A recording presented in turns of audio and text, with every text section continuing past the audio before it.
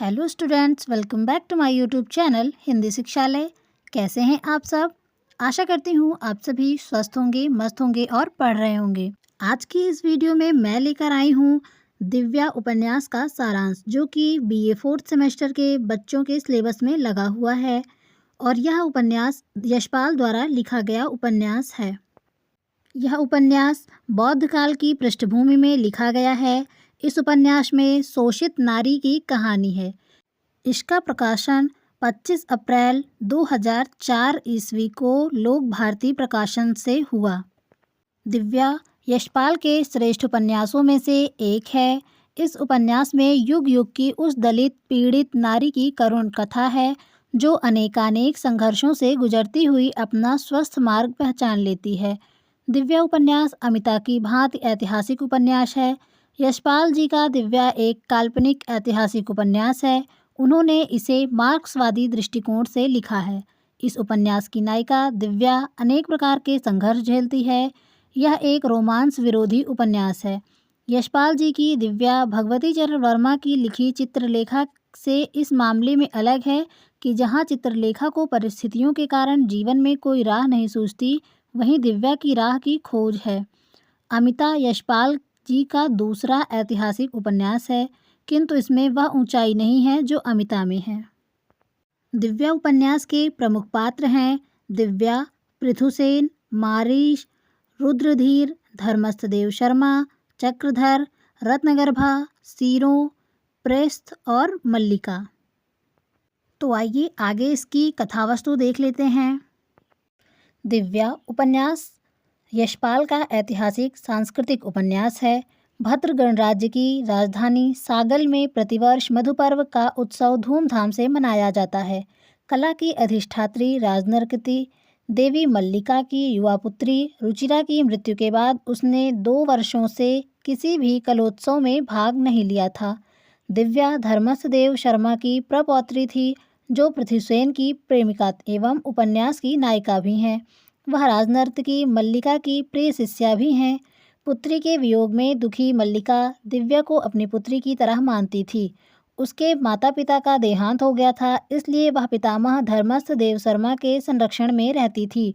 उसका पालन पोषण दासी धाता ने किया था। दासी ने ही उसे अपना स्तनपान कराया था, अतः दासी पुत्री छाया उसकी क्रीड़ा सखी थी। जब वह सयानी हो गई तो पृथुसेन, रुद्रधीर और मारिश ये तीनों युवक उससे विवाह करना चाहते थे, लेकिन दिव्या मन से पृथुसेन को ही पति रूप में चाहती है और स्वयं को उसके प्रेम में अर्पित कर देती है, क्योंकि वह भी एक दासी पुत्र था। फलतः पृथुसेन से वह गर्भवती बन जाती है। पृथुसेन युद्ध में भाग लेने चला गया। युद्ध से जीतकर वह लौटा, लेकिन अनेक कारणों से युद्ध से लौटे पृथुसेन से दिव्या मिल नहीं सकी। गर्भावस्था में वह अपनी सहेली छाया के साथ घर से बाहर चली। गर्भभार के कारण दिव्या के लिए चलना बहुत कठिन था, इसलिए उसने एक पंथशाला में ठहरने का आग्रह प्रकट किया, लेकिन छाया ने उसे समझाया कि पुरुष के बिना पंथशाला में रहना हानिकारक होगा। दोनों गली में चक्कर लगाती रहीं, अतः एक वृद्धा ने उनको आश्रय दिया। उसके बाद दोनों को एक व्यापारी के हाथ बेच दिया। व्यापारी ने दासी से अलग कर दिया। दिव्या को चक्रधर नामक पुरोहित के हाथ में 50 स्वर्ण मुद्रा लेकर बेच दिया। इसी बीच दिव्या ने एक बच्चे को जन्म दिया। उस पुरोहित को अपने घर में एक दासी की जरूरत थी, क्योंकि उसकी पत्नी प्रसव के बाद विष ज्वर से पीड़ित हो गई थी, इसलिए वह बच्चे को स्तनपान कराने नहीं कर सकी। दिव्या पुरोहित के बच्चे को अब भी अपने बच्चे की तरह प्यार से स्तनपान कराने लगी, लेकिन दोनों बच्चों को पिलाने के लिए उसके स्तन में दूध नहीं था। इसीलिए पुरोहित की पत्नी ने दिव्या की संतान को बेचने का निश्चय किया, लेकिन बच्चे के लिए वह स्वतंत्र जीवन जीना चाहती है। वह वेश्या का मार्ग भी स्वीकार करने को तैयार हो गई। बच्चे के साथ कोई भी उसे स्वीकार करने को तैयार नहीं था, इसलिए वह निराश होकर यमुना के किनारे जा बैठी। इसी बीच पुरोहित उसे पकड़ने आया।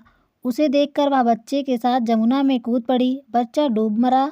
वह बहती जा रही थी। राजनर्तकी रत्नप्रभा ने सेवकों के द्वारा उसे नदी से बाहर निकाला।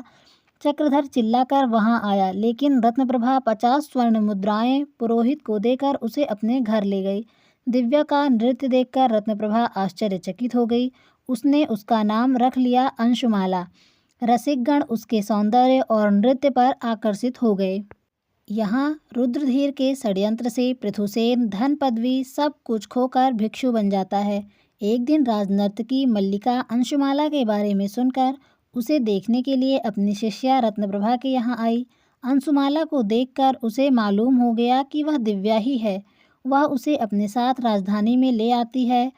उसे राजनर्तकी बनाना चाहती है, लेकिन लोगों ने विरोध किया कि द्विज कन्या वेश्या के आसन पर बैठकर जन के लिए योग्य नहीं बन सकती। अतः दिव्या निराश होकर सड़क पर चली जा रही थी। चलते चलते दिव्या नगर द्वार पर बनी एक पंथशाला के सामने पहुंच गई। वह पंथशाला में घुस गई। इसी बीच एक भिक्षु भी पंथशाला के सामने आ पहुंचा, जो पृथुसेन था। वह दिव्या से तथागत की शरण में आने को कहता है, लेकिन दिव्या ने पूछा कि भिक्षु धर्म में नारी का क्या स्थान है। उसने यह भी बताया कि नारी का धर्म निर्वाण नहीं सृष्टि है, अतः उसका भिक्षु से समन्वय नहीं हो सकता। पृथुसेन वहीं निरुत्तर खड़ा रहा। इसी बीच मारीस आकर दिव्या के सामने स्त्री पुरुष का स्वाभाविक संबंध स्थापित करने की कामना दिव्या से व्यक्त करता है। इसके बाद दिव्या पृथुसेन की ओर दोनों हाथ फैलाकर कहती है, आश्रय दो आर्य। और इसी पर दिव्या के इस कथन से कथा समाप्त हो जाती है। तो ये रही दिव्या उपन्यास की कथा वस्तु। आई होप आप लोगों को वीडियो समझ में आ गया होगा। वीडियो आपको पसंद आई हो तो वीडियो को लाइक करें। ऐसी इन्फॉर्मेटिव वीडियो के लिए हमारे चैनल को सब्सक्राइब करें, और जो भी डाउट हो आप कमेंट बॉक्स में कमेंट करके हमसे पूछ सकते हैं। तो आज के लिए बस इतना ही। मिलते हैं ऐसी ही नेक्स्ट वीडियो के साथ। तब तक के लिए धन्यवाद।